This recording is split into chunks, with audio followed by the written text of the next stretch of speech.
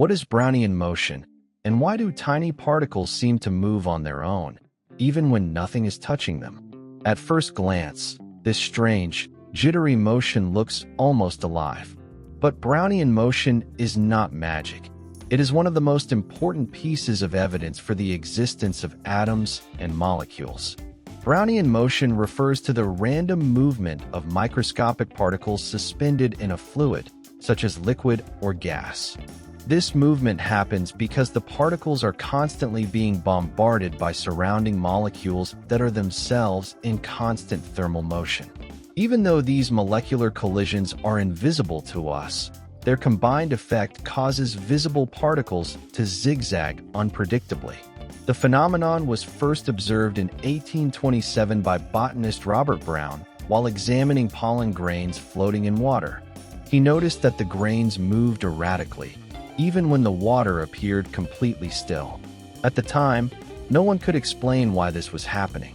It wasn't until nearly 80 years later that Albert Einstein provided the theoretical explanation, showing that this motion was direct evidence of molecular activity. Einstein's work on Brownian motion was groundbreaking. It offered strong proof that atoms and molecules are real physical entities, not just theoretical concepts. This helped settle a major scientific debate and played a key role in the development of modern physics and chemistry. Brownian motion occurs everywhere. It affects how ink spreads in water, how smoke particles move in the air, and even how nutrients and molecules travel inside living cells.